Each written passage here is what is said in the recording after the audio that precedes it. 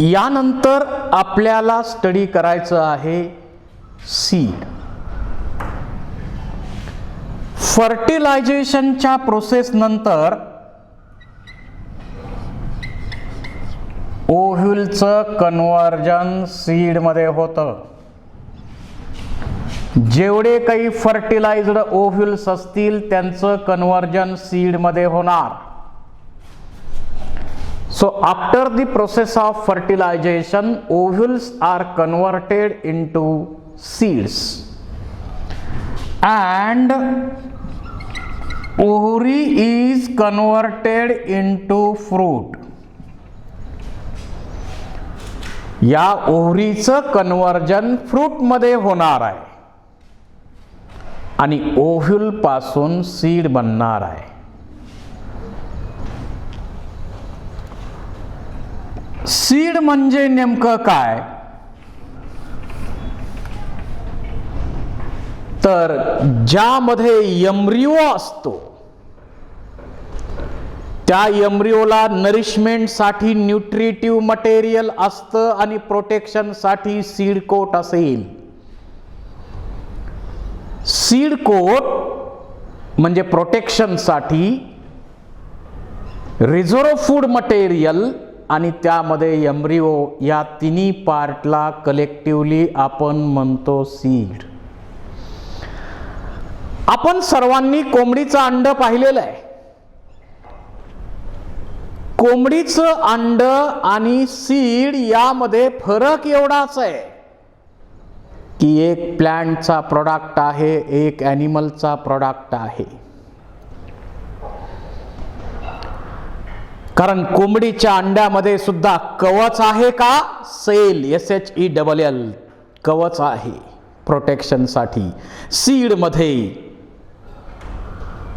कवच आहे सीड कोटचं. कोंबडीच्या अंड्यामध्ये रिझर्व फूड मटेरियल आहे का, आहे, म्हणून तर आपण खातोय ते. इकडं सीड मध्ये रिझर्व फूड मटेरियल आहे का, आहे. कोंबडीच्या अंड्यामध्ये एम्ब्रिओ आहे का, कारण त्याच्यापासूनच यंगवन बनणार आहे. इकडं सीड मध्ये एम्ब्रिओ आहे का, आहे. म्हणजे एक ॲनिमलचा प्रोडक्ट आणि एक प्लांटचा प्रोडक्ट याच्याशिवाय काही फरक नाही. याच्याशिवाय फरक नाही त्यामध्ये. So it is a miniature. Embryo is a miniature of future generation. कारण कोणतं प्लांट कितीही मोठं असलं तरी ते एम्ब्रिओ पासून बनत असतं. एम्ब्रिओ पासून ते बनत असतं कारण ते फ्युचर जनरेशनचं मिनिएचर म्हणतो आपण एम्ब्रिओला. तर सीड मध्ये 3 महत्वाचे कंपोनंट येतात. एक म्हणजे seed coat.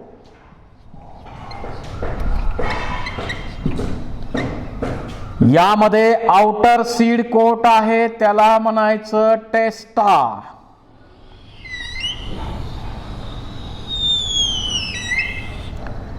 Inner seed coat आहे, त्याला म्हणायचं टेगमन. ओव्ह्यूल मध्ये जे मायक्रोपाईल असतं ते मायक्रोपाईल इथं सुद्धा आहे. ओव्ह्यूल मध्ये जे मायक्रोपाईल असतं ते मायक्रोपाईल इथं सुद्धा आहे. ओव्ह्यूल मध्ये मायक्रोपाईलचा उपयोग पोलन ट्यूब आत जाण्यासाठी केला जातो आणि इथं मायक्रोपाईलचा उपयोग सीड जर्मिनेशनच्या वेळी वॉटर एंट्री साठी केला जातो. त्याच्यानंतर या सीड मध्ये 1 किंवा 2 कॉटिलिडॉन असतील. मोनोकॉट असेल तर 1 कॉटिलिडॉन आणि डायकॉट असतील तर त्याच्यामध्ये 2 कॉटिलिडॉन त्यामध्ये असणार. याच्यापैकी कुणीकडे तरी तुम्हाला एका बाजूला अशा प्रकारचं स्ट्रक्चर दिसतंय. हे दोन्ही आहेत कॉटिलिडॉन्स की ज्याच्यामध्ये फूड स्टोअर केलेलं आहे. हा पार्ट आहे प्ल्युम्युल, ज्याच्यापासून फ्युचर मध्ये शूट सिस्टीम बनणार आहे त्या नवीन प्लांटची. हा पार्ट आहे रॅडिकल, ज्याच्यापासून रूट सिस्टीम बनणार आहे. आणि त्याच्याबरोबर हायपोकॉटिल, इपिकॉटिल हे रिजन सुद्धा असतात. जर आपण डायकॉटचं सीड पाहिलं तर त्याच्यामध्ये तुम्हाला असे 2 कॉटिलिडॉन दिसणार. मग काही मध्ये ते थीन असतील, काही मध्ये फ्लेशी असतील. शेंगदाण्यामध्ये सर्व डाळीमध्ये कॉटिलिडॉन जे आहेत त्यात रिझर्व्ह फूड मटेरियल स्टोअर केलंय. आणि एका साइडला तुम्हाला अशा प्रकारचा एम्ब्रियो दिसेल. अशा प्रकारचा एम्ब्रियो दिसेल. हा आहे प्ल्युम्युल, हा आहे रॅडिकल आणि त्याच्याबरोबर त्याच्यावरती हे सीड कोट असेल.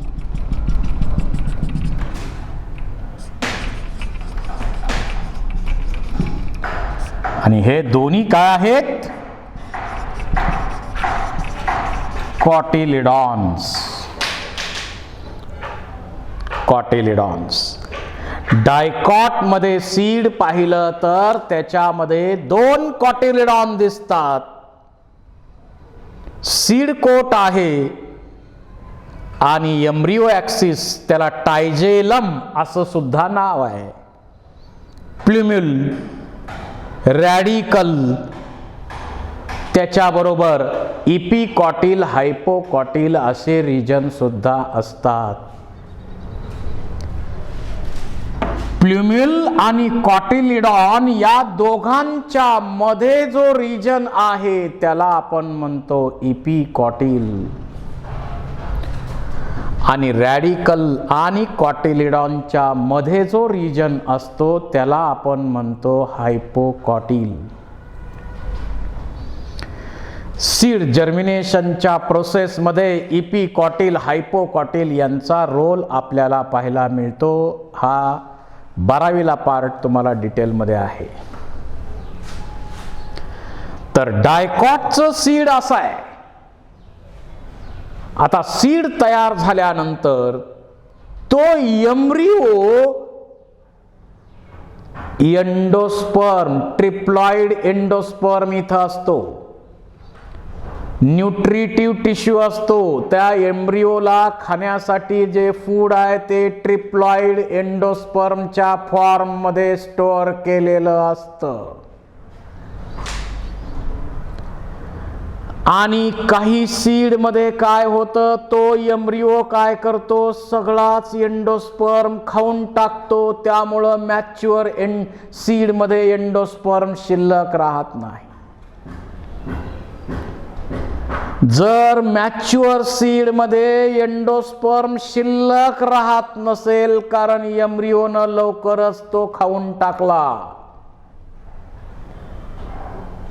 जर एम्ब्रियोनं तो लगेच कंझ्युम केला तर मॅच्युअर सीड मध्ये एंडोस्पर्म शिल्लक राहत नाही. आणि मग अशा सीड मध्ये कॉटिलिडॉन, फ्लेशी राहतात आणि त्याच्यात रिझर्व्ह फूड मटेरियल स्टोअर केलेलं असतं.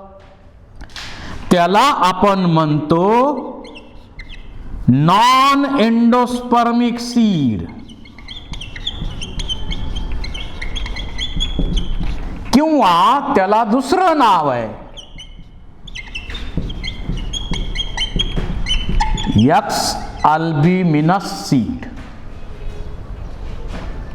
नॉन एंडोस्पर्मिक किंवा एक्स अल्ब्युमिनस सीड. कारण एम्ब्रियोनं सुरुवातीच्या फेजमध्येच एंडोस्पर्म कंझ्युम केला, त्यामुळं मॅच्युअर सीड मध्ये एंडोस्पर्म शिल्लक राहिला नाही. पण एंडोस्पर्म शिल्लक नाही म्हणून काम थांबलंय का? नाही. रिझर्व्ह फूड मटेरियल त्यांनी कॉटिलिडॉन मध्ये स्टोअर केलेलं आहे. शेंगदाण्याचे कॉटिलिडॉन फ्लेशी दिसतात, तेच आपण खातोय कारण रिझर्व्ह फूड मटेरियल ऑइलच्या फॉर्म मध्ये स्टोअर केलंय. डाळीचे कॉटिलिडॉन आपण खातो कारण डाळींमध्ये प्रोटीनच्या फॉर्म मध्ये रिझर्व्ह फूड मटेरियल स्टोअर केलंय. तर ते नॉन एंडोस्पर्मिक सीड आहेत. एंडोस्पर्मिक सीडचा विचार आपण करूया आता. ज्वारीचं सीड, मकाचं सीड, बाजरीचं सीड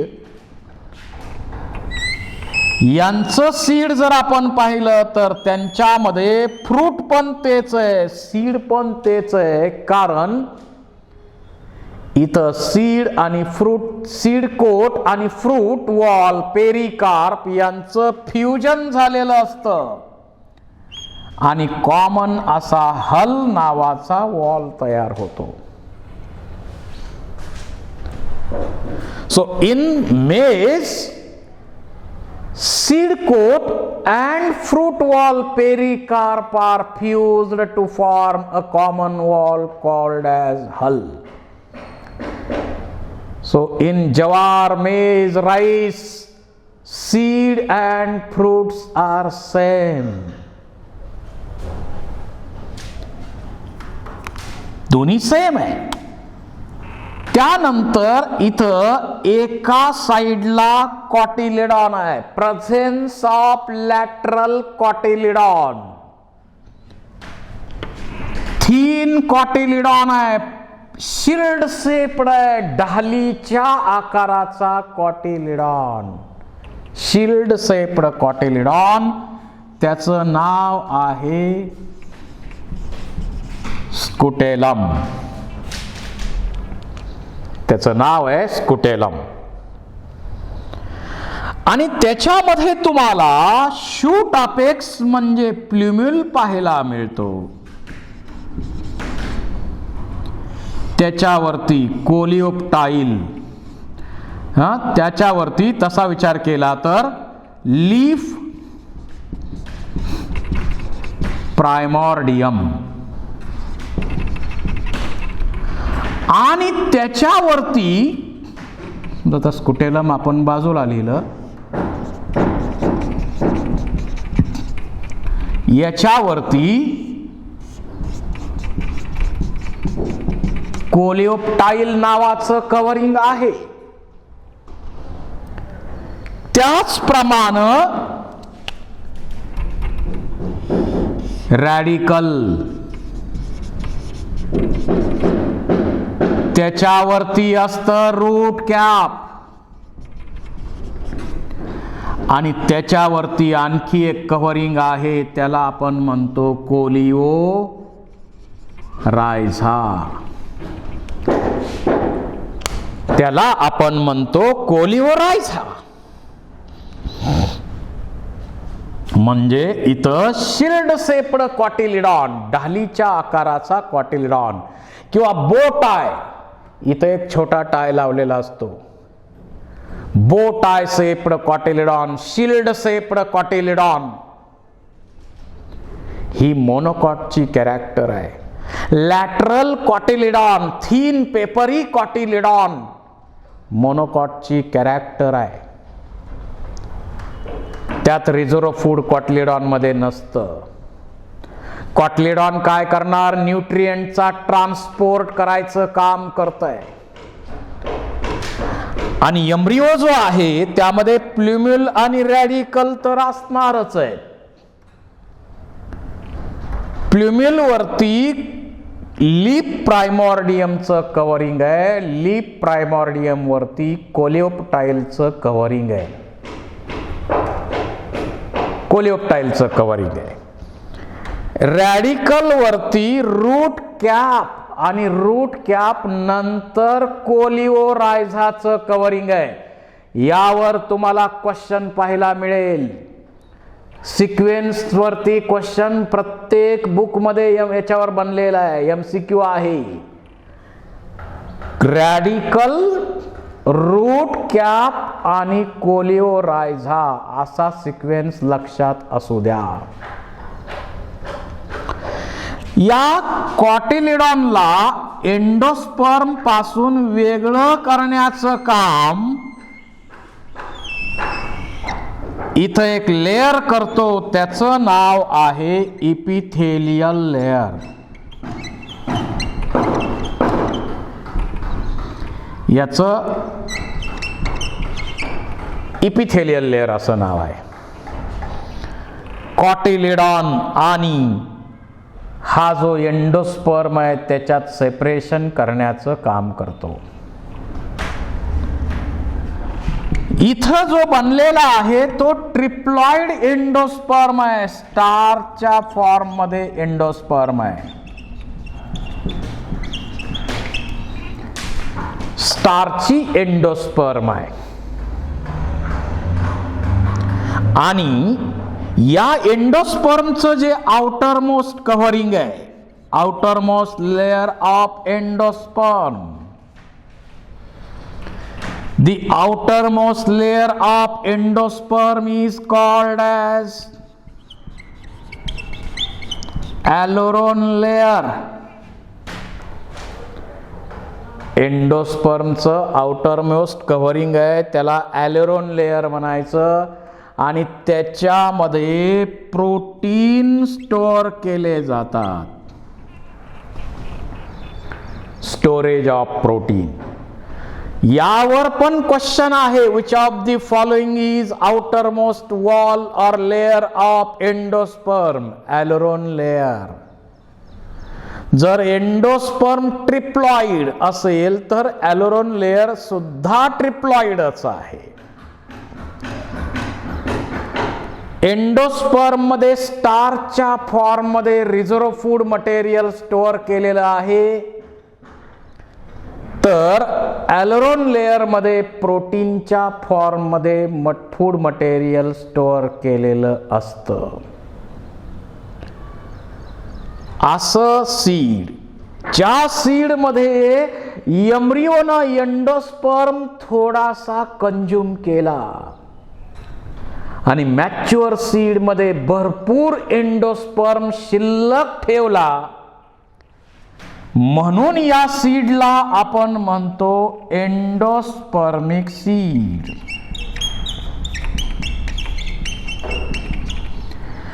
किंवा त्याला नाव आहे अल्ब्युमिनस. अल्ब्युमिनस सीड, एंडोस्पर्मिक सीड किंवा अल्ब्युमिनस सीड. डायकॉट मध्ये कॉटिलिडॉन्स दोन आहेत. ते फ्लेशी असतील, थिन असतील, त्यात रिझर्व फूड मटेरियल असेल नसेल हा फरक असू शकतो. पण कॉटिलिडॉन दोन आहेत. Seed coat, outer seed coat testa, inner seed coat tegmen. आणि एम्ब्रिओ मध्ये कॉटिलिडॉन दोन, शूट अपेक्स त्यालाच आपण प्ल्युमिल म्हणतो, रूट अपेक्स त्यालाच आपण रॅडिकल म्हणतो. आणि प्ल्युमिल आणि कॉटिलिडॉनच्या मध्ये इपिकॉटिल, रॅडिकल आणि कॉटिलिडॉनच्या मध्ये हायपोकॉटिल हे पार्ट येतात. डायकॉट मध्ये काही सीड एंडोस्पर्मिक असू शकतील, काही नॉन एंडोस्पर्मिक आहेत. कारण एम्ब्रियोनं सीड तयार होताना एंडोस्पर्म कंज्यूम केलेला आहे. एम्ब्रियोनं सीड तयार होताना एंडोस्पर्म कंज्यूम केलेला आहे. त्यामुळं मॅच्युअर सीड मध्ये एंडोस्पर्म शिल्लक राहत नाही. पूर्ण एंडोस्पर्म कंज्यूम केला म्हणून एंडोस्पर्म शिल्लक राहत नाही. मोनोकॉटचं सीड जर आपण पाहिलं तर एंडोस्पर्मिक आहेत जनरली. ते त्याच्यामध्ये सीड कोट आणि फ्रूट वॉल, पेरिकार्प यांचं फ्युजन होऊन तयार झालेला असतो कॉमन वॉल हल. असं जे सीड बनतं त्याला आपण म्हणतो कॅरिओप्सिस टाईप, फ्रूटचा टाईप म्हणतो आपण याला. कॉटिलिडॉन एका साइडला आहे, थीन आहे, पेपरी आहे, ढालीच्या आकाराचा आहे, शिल्ड शेप्ड कॉटिलिडॉन, बो tie shaped cotyledon, lateral cotyledon, nutrient absorb करण्यासाठी मदत करणारा कॉटिलिडॉन. आणि मोनोकॉटचं एम्ब्रिओ पाहिला तर त्याच्यामध्ये प्ल्युम्युल आणि रॅडिकल.